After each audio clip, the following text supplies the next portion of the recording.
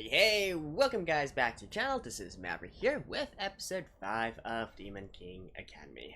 Yes, we are back with this series, which by all means is not a work of art, but still, it is fun, it is entertaining, and I am actually really enjoying this series.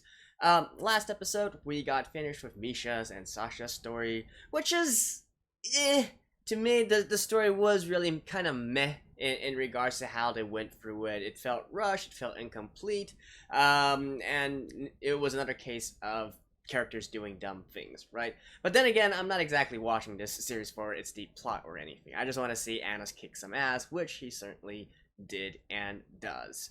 In any case, Misha and Sasha are now fully on board the Anos hype train as well, and so we are chugging along to the next station, where I presume he's gonna try and figure out who exactly it was that sabotaged everything around him 2,000 years ago, right?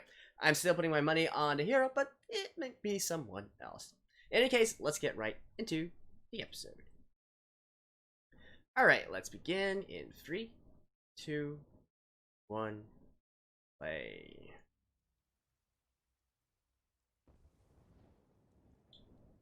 Oh, I'm guessing this is the past again.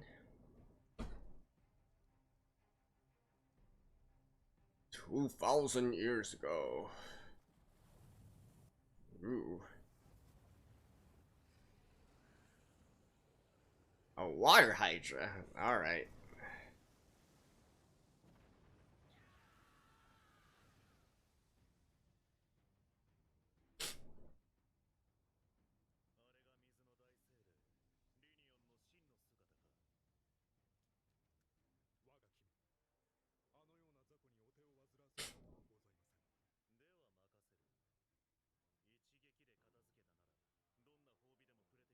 A single blow, eh?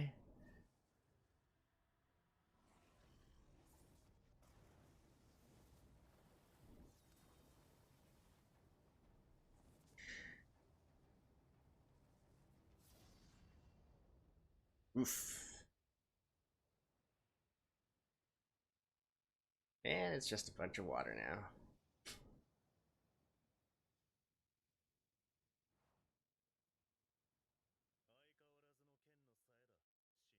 Shit, eh?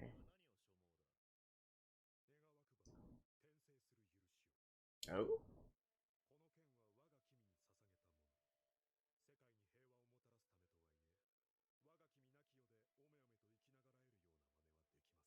Really? Huh. For peace, eh? So even though his name is the Demon King, he wanted to fight for the peace of the world?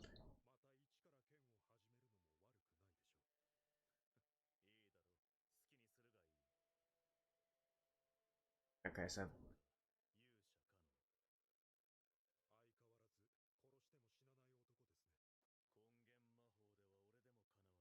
Huh. 7 sources? So like a lich, right? Wouldn't that make him even much more like using powers of the undead than Anos?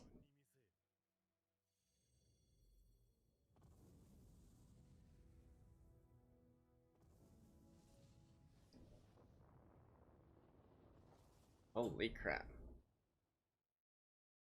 But I mean, if he has 7 sources, then you can just, like, kill all 7 of the sources at the same time, right?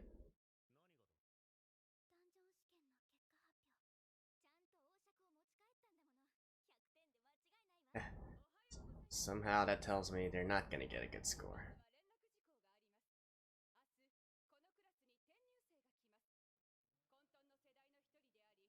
Generation of kids. Oh, is this gonna be the hero?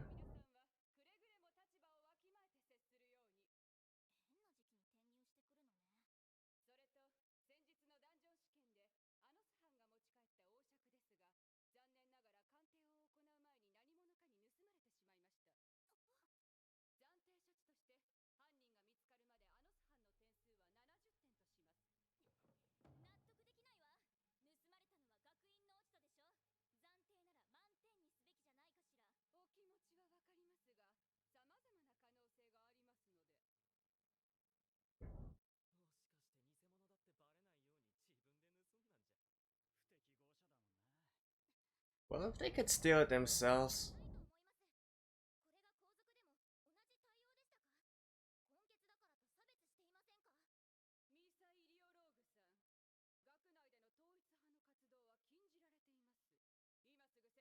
I mean, it's still your fault that you got lost. Even if it was them.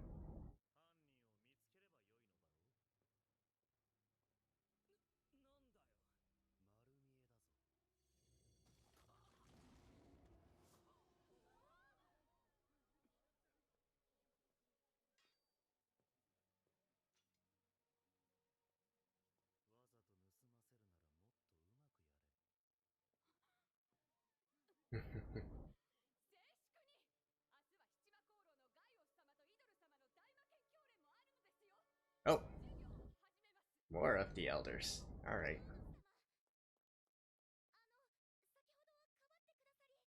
There you go.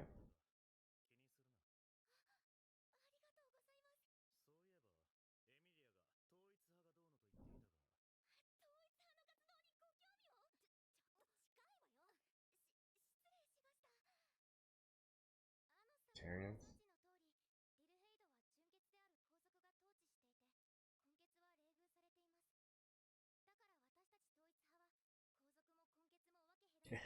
And the one before you is the biggest royalty of all royalty, dude. But honestly... Oh?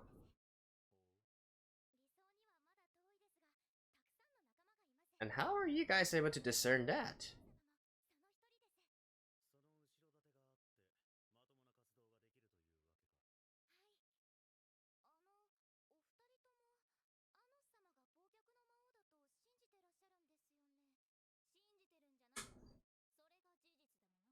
Hmm. Since when did...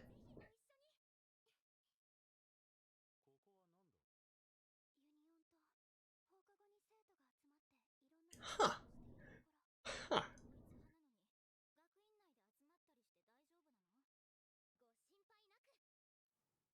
I mean, if they're backed by one of the emperors...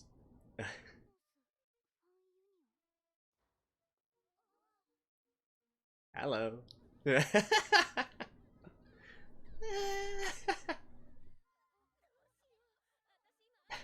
Since when did he have such a big fan base? Oh my god. Like and I see a distinct lack of dudes here.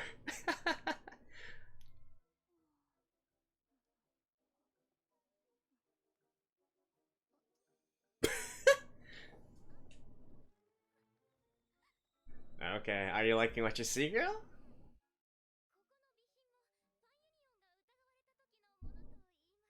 Oh, I guess those are what we call like fan fiction, right?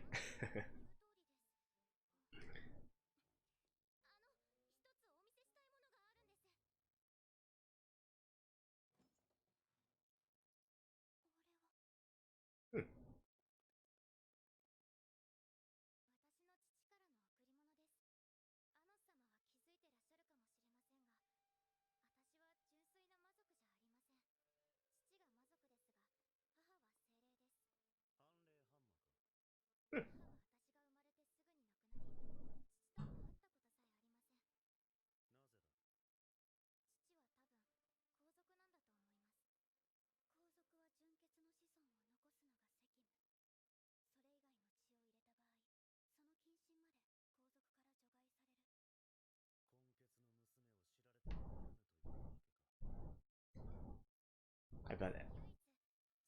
I bet Anna's just like, why are you guys being so useless?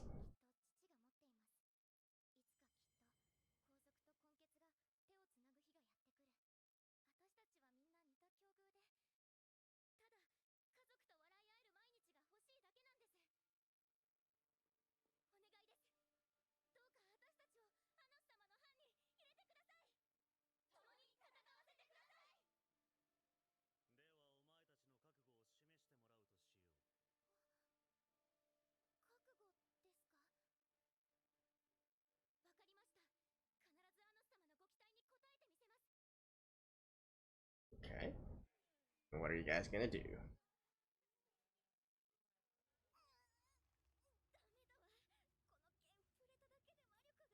Oh, trying to get them to pull it out.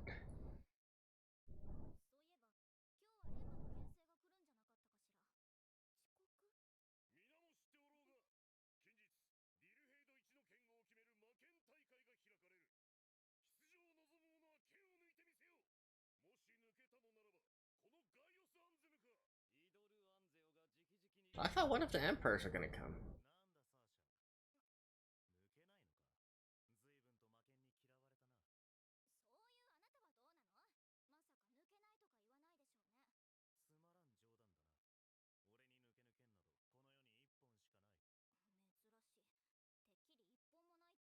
The hero sword?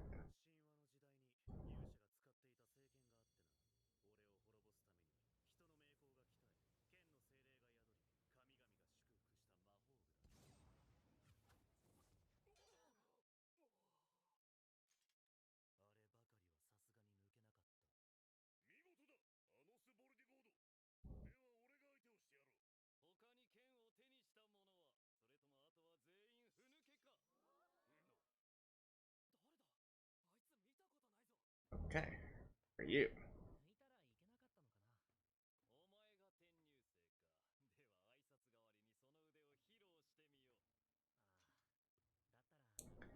And who is he? Is he gonna be a reincarnation of Shin? Or the hero?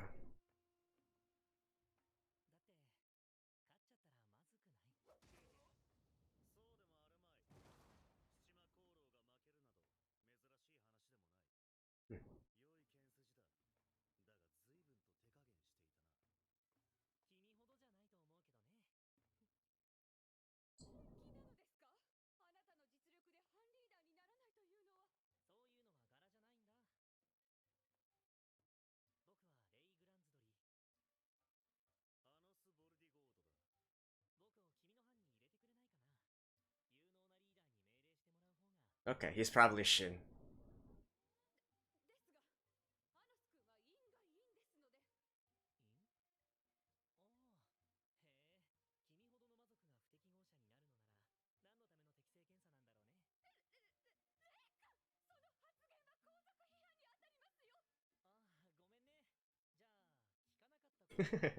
This guy.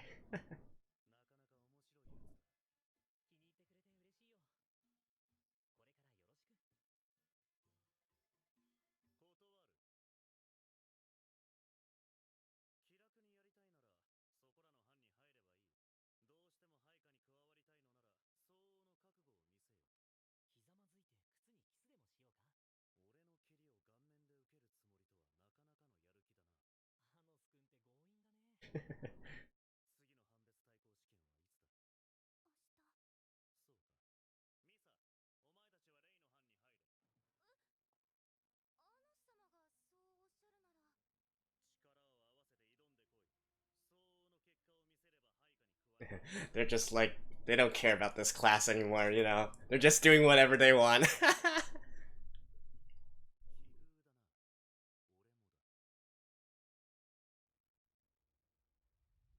I mean, I would guess he's probably Shin.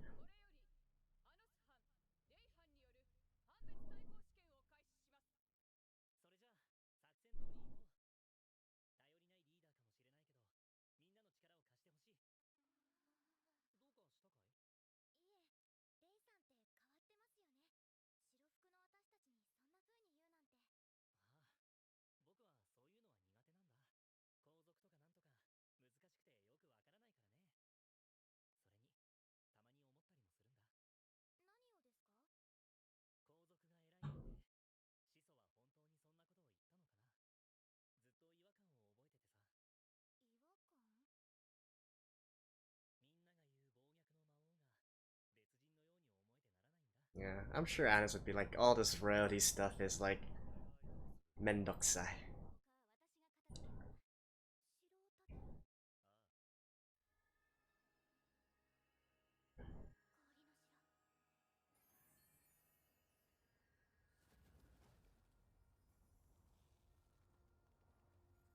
Woo! Magic Castle!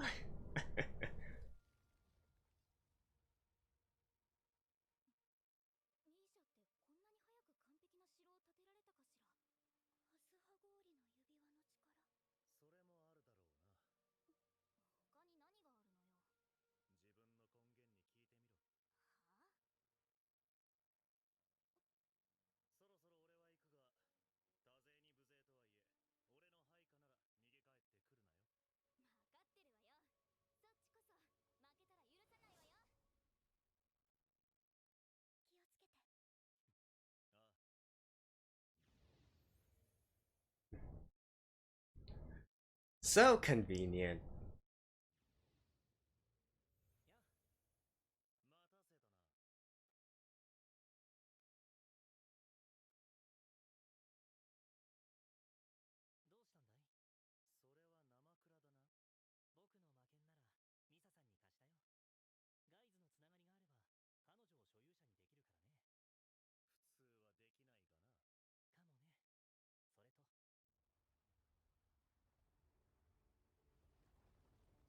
Ooh.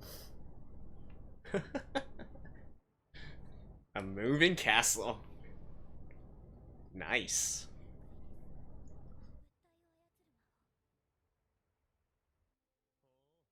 Hmm. This sort of team coordination magic is certainly really interesting.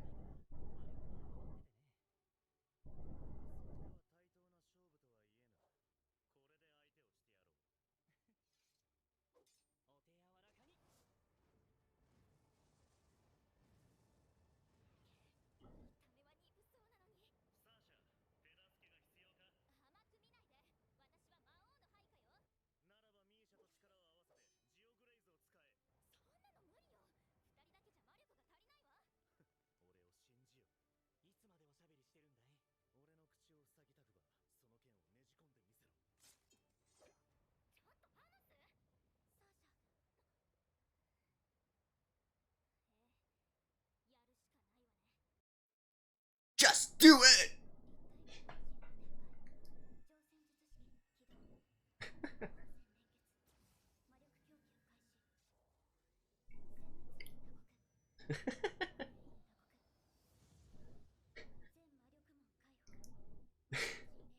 I mean, how did you guys get the idea for using artillery in the first place? I mean, I guess 2,000 years have passed, but does that mean that there are actually cannons and whatnot that don't use magic?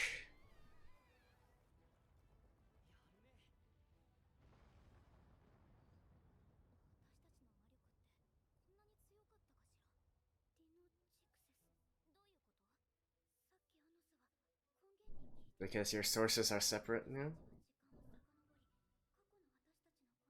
So your power is doubled? Something like that?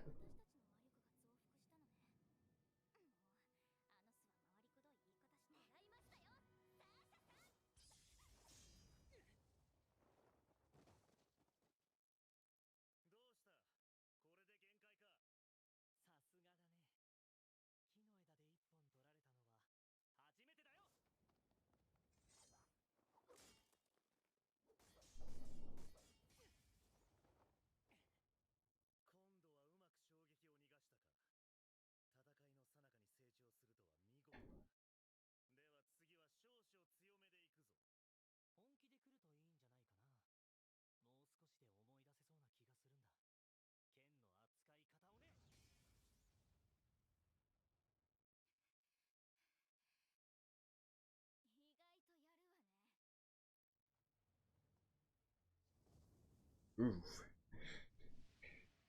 Yeah.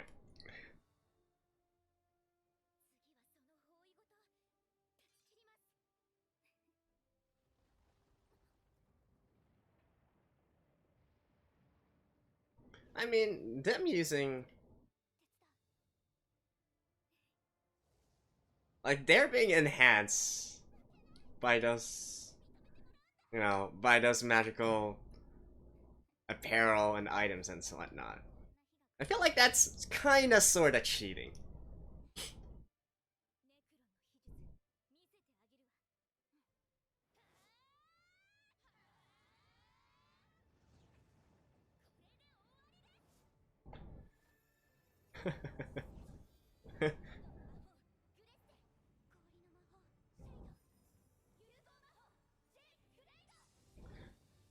I seriously wonder what kind of language that is. Like Jigado Geograzis?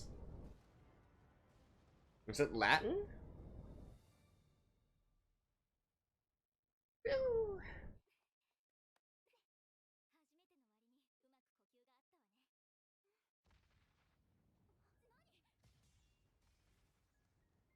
Oh. They're actually fighting for real now.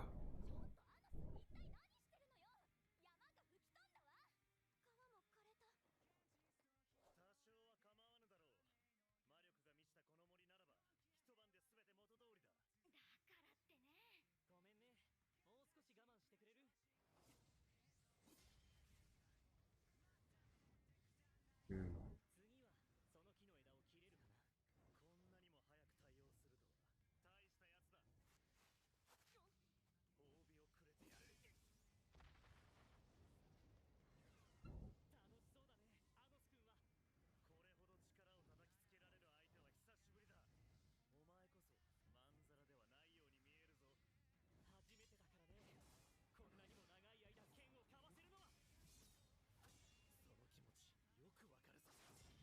Huh, so is it Ash?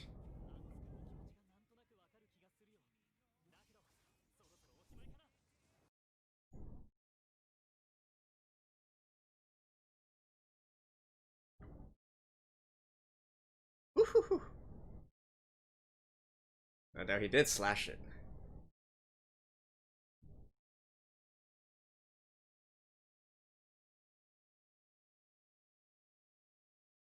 Okay, so is that Shin? Or is that the hero?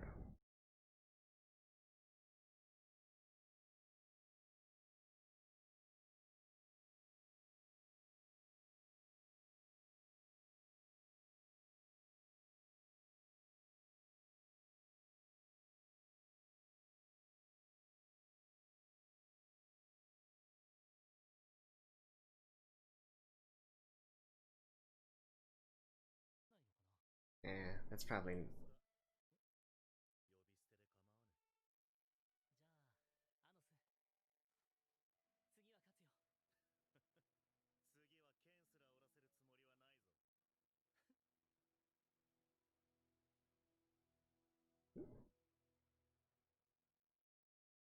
No, we just end like this.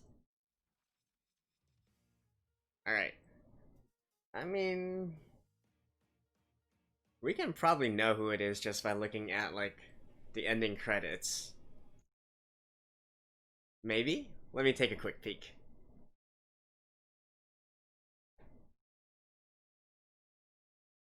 Okay, on second thought, I'll take a look on my own. See you guys after this. Alrighty, so after the end there, I did a little bit of looking into like the cast list. I tried to compare their faces and whatnot, and I think I came to the conclusion that Ray is most probably, well, let's say I'm leaning more towards him being the hero reincarnate, right? Because I feel like he looks a little bit closer to the hero than he does to Shin, and also since they do have different voice actors, so that's also a clue. And also the fact that Anos is basically referring to Ray as more or less an equal, right, and not actually treating him as a former subordinate or whatnot. So in that kind of case, I do get the feeling that Ray is probably the hero reincarnated. Although that in itself is also quite ironic, considering that because he's wearing red, right? That means he's royalty. He's demon royalty now, and so. Okay, so the hero, after 2,000 years, reincarnated into a demon? That's certainly quite that's certainly quite ironic in a lot of ways. But alright, then again, I could be wrong, right? That could be Shin or maybe someone else entirely. But I think right now I'm leaning more towards that being the hero. Um, and in this episode, we also kind of see like how Anos actually was 2,000 years ago, while he was at the height of his power as the Demon King of Tyranny, right? And I mean, even though it's been quite obvious now that him being the Demon King isn't exactly like the all evil kind of Demon King that we should be expecting. I mean, he is the protagonist after all, so there has to be like some sort of misunderstanding here, right? And I feel like the misunderstanding is, funnily enough, the same as it is right now as it was 2,000 years ago. So we can see that the hero on that side is being blessed like by all the spirits, all the gods, having multiple blessings put on him and whatnot. And Anos is basically going up against all this, right? And yet with his dialogue with Shin, we can see that they believe that they are actually the ones fighting for peace instead. So I do wonder if this is kind of a case where it's a human humans versus demons kind of thing, and maybe humans were prosecuting demons and all that, and so Annas is leading them and fighting back against the humans, something of that sort, right?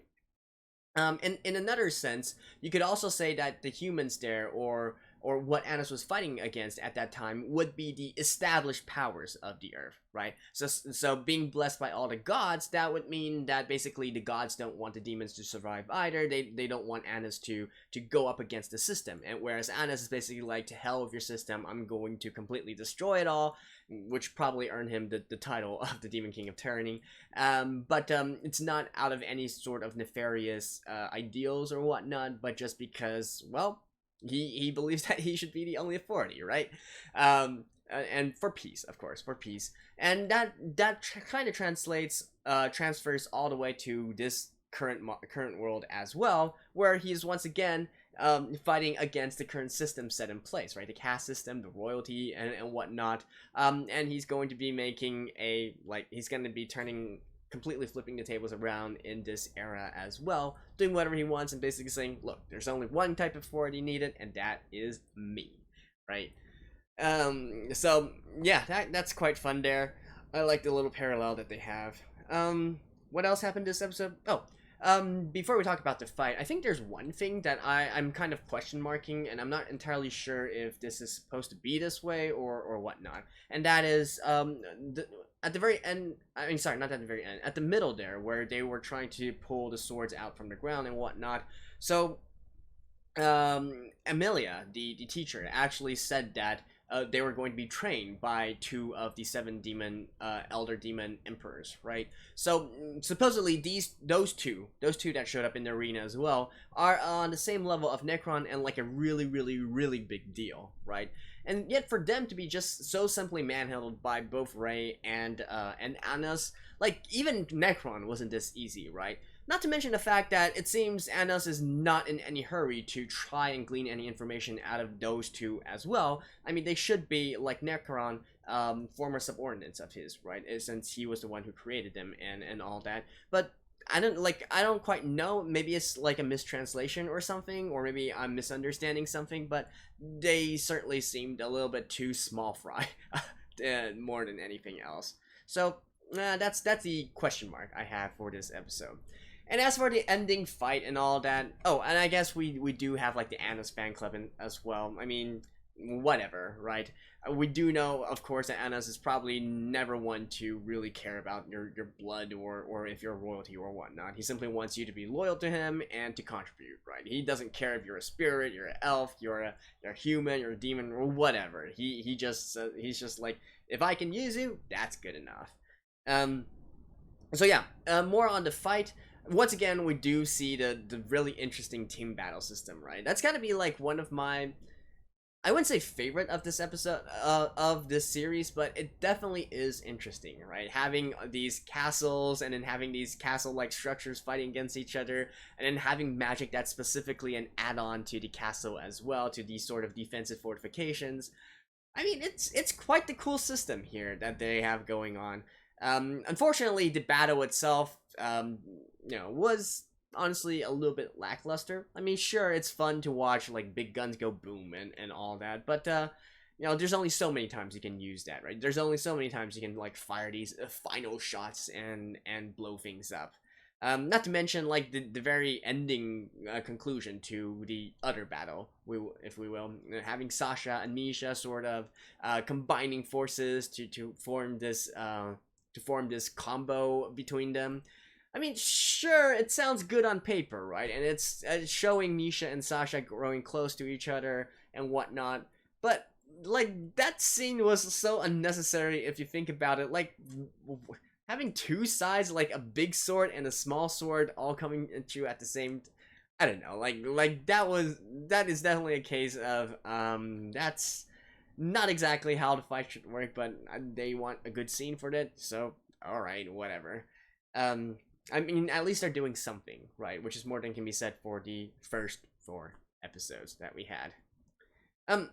And then finally, the fight between Rey and Anos. I mean, not really too much to say there. Obviously, we can see the unlimited potential that the hero, or I shouldn't say he's the hero, that Rey has, right? Although this is like another thing where I am kind of leaning towards him being the hero because of the ability of him to basically quickly adapt in battle, right? Being blessed by the gods. We talked about this, right?